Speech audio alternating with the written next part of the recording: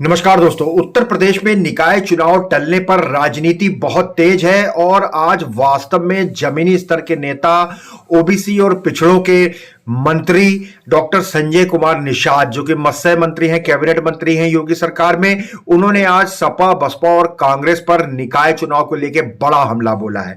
उन्होंने कहा इन पार्टियों की वजह से ही आज मछुआरा समाज फुटबॉल बना हुआ है। न वो ओबीसी में आ रहा है, न वो पिछड़ों में आ रहा है, न वो दलितों में आ रहा है। इसके पीछे विपक्ष की सारी राजनीति है। और वही मुख्यमंत्री योगी आदित्यनाथ को धन्यवाद देते हुए कहा कि तुरंत ही पिछड़ा आयोग का गठन किया गया और सरकार सुप्रीम कोर्ट तक चली गई है।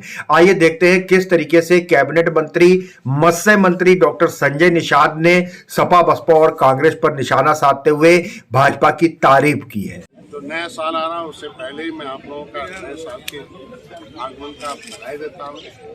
आज के प्रेस वार्ता का मुख्य उद्देश्य है कि आरक्षण के मुद्दे पर मुख्यमंत्री जी को, अपनी सरकार को धन्यवाद देना था कि जिस ओबीसी जो हमारी बैकवर्ड क्लासेज हैं उत्तर प्रदेश में, उनकी संख्या सर्वाधिक है।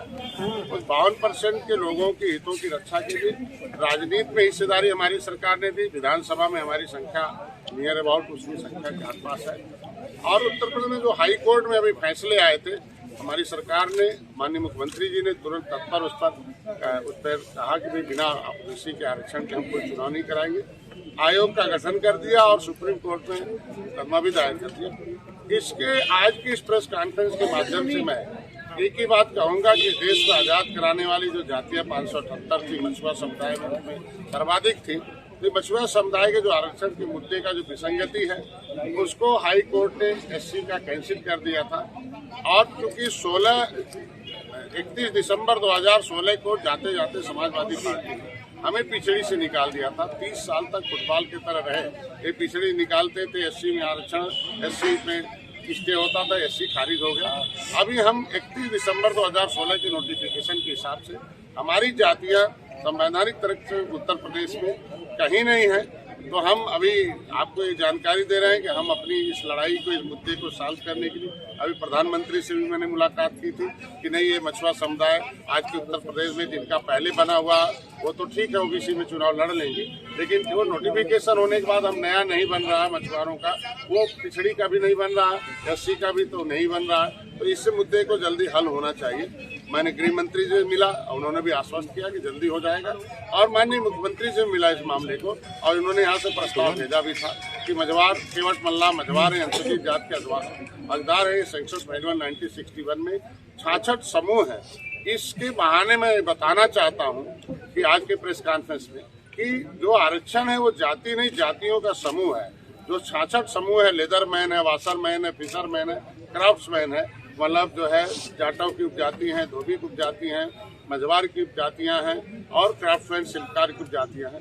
तो ऐसी उपजातियों के जो सर नेम लगाने वाले थे वो ढेर सारी पिछड़ी जातियों में है। तो जो विसंगति पाई गई है, जो कोर्ट को अवसर मिला था इसको टिप्पणी करने का, रोकने का, कि जो संवैधानिक नहीं है, जो पिछड़े का आरक्षण है, बिना पिछड़े का आरक्षण का ही चुनाव करा दो, तो मैं उस न्यायालय पर चाहूंगा कि विचार होना चाहिए। और विचार के लिए पुनर्विचार जो है सुप्रीम कोर्ट में रखा है।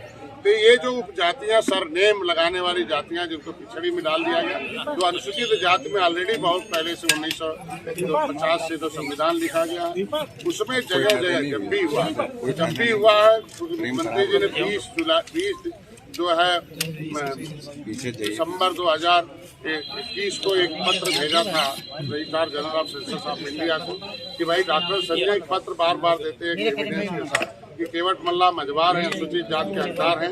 ये सेंसस मैनुअल 1961 में है और किताब में प्रिंटेड है। भारत सरकार के द्वारा उत्तर प्रदेश में 1991 से गिनती भी होती थी।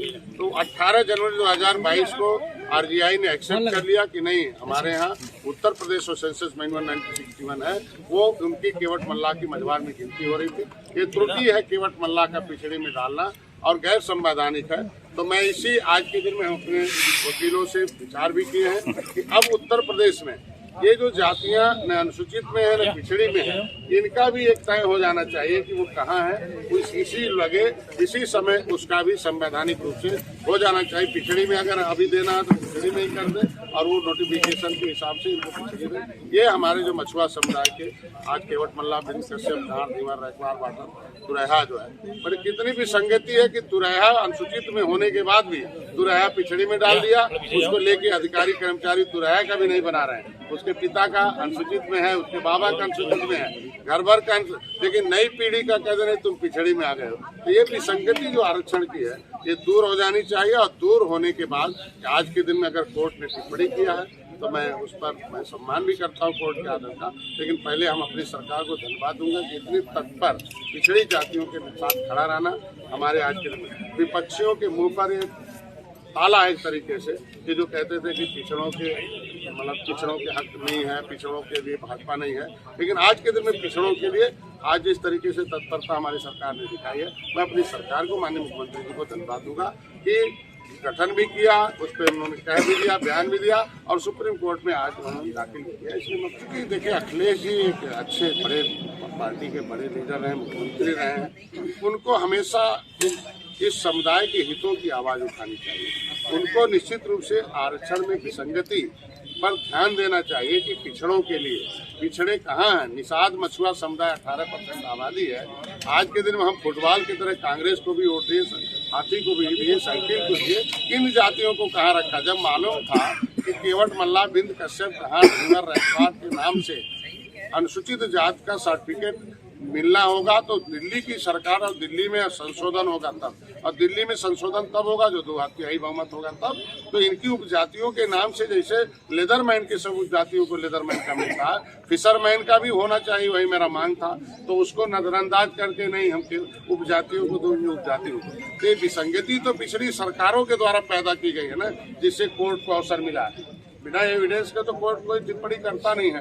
तो आज के दिन में वो विसंगति हम लोग दूर करने के लिए प्रयास है। और उसके लिए आप देख रहे होंगे कि हम अपने इस मछुआ समुदाय के लिए दिल्ली से लेकर उत्तर प्रदेश से लेकर दिल्ली तक कोई ऐसा नहीं है वकालत करने में। और प्रधानमंत्री को मैंने लिखित ज्ञापन दी, मैंने गृह मंत्री को दी और उस पर उन्होंने आश्वस्त किया कि जल्दी इस मामले को हम सुलझाएंगे। का आधारित कोई भी बजट हो, किसी का विकास हो, बिना गिनती का तो होता नहीं। गिनती के हिसाब से खाना बनता तो आराम से सब लोग खा लेते हैं, और गिनती के हिसाब से रोटियां बनती हैं तो एक एक रोटी सबको हिस्सा मिल जाता है। तो गिनती होना चाहिए, लेकिन कौन किस जगह है।